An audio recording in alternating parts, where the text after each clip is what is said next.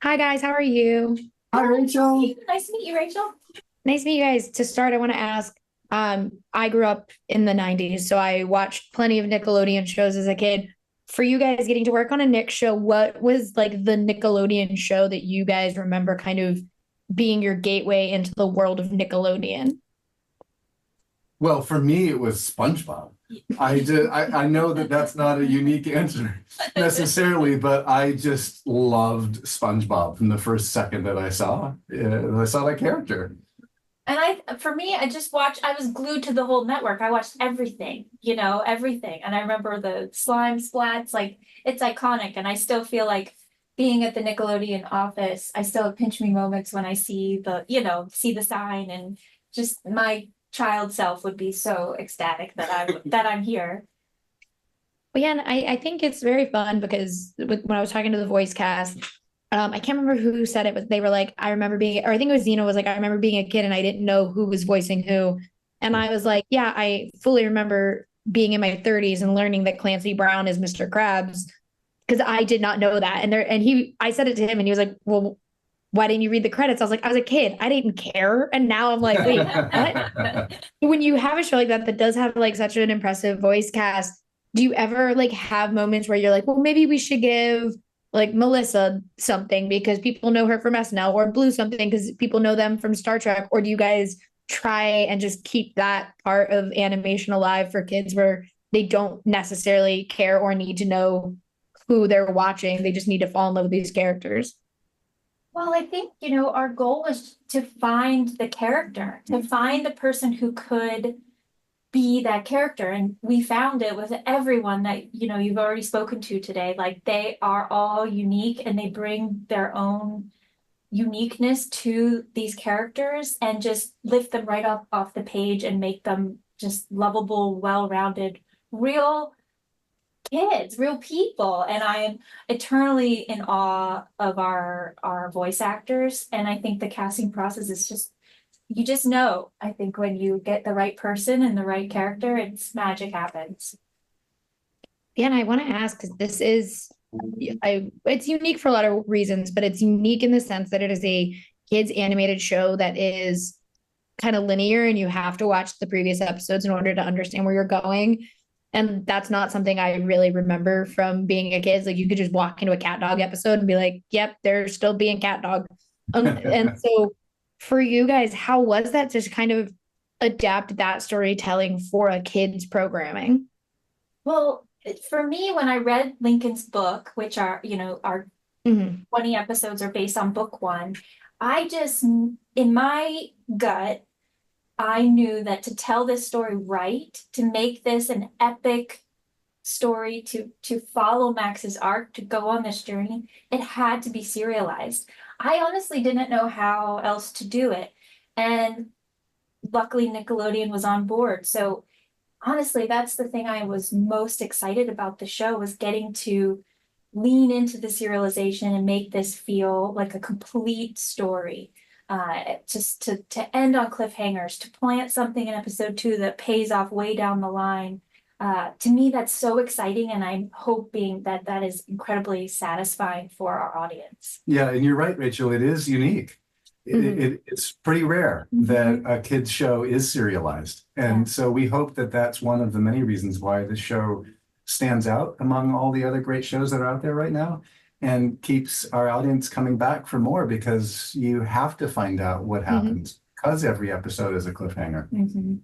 Well, yeah, and I also want to talk about the animation for a second because I do think, I mean, I'm used to 2D, so whenever there's like some cool new animation, I'm like, what is this? This is not what I'm used to. I'm used to a flat dog cat thing. But it is like it is fun to see where animation has come, especially on Nickelodeon from the 90s when I was growing up to where it is now.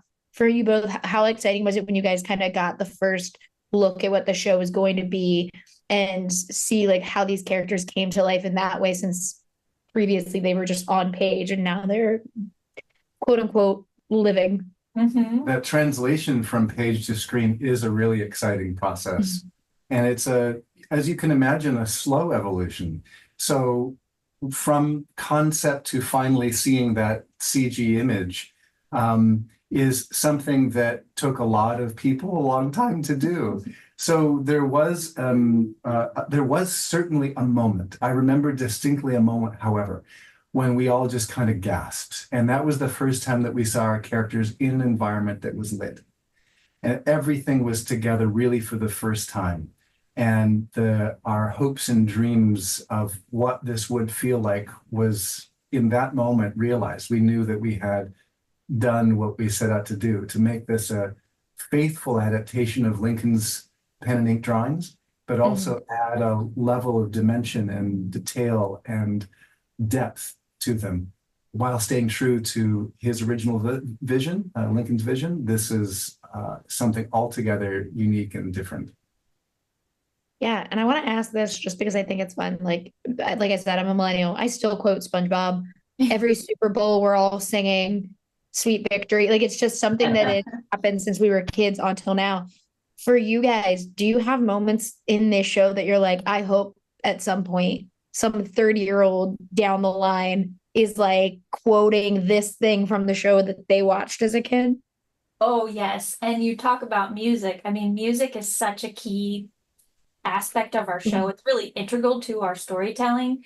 Our composer and lyricist team, Matt Mahaffey and Tish Wolf, they have created some incredible songs for our show, and I dare anyone not to get them stuck in their head. So I feel like that's a big one, is the songs are going to, really, really surprise and excite people. And it's part of what makes our show unique. Even though it's a medieval setting, our sound is very modern. It has that sense of, 1980s classic rock, and specifically female rock stars. We say ladies from the 80s.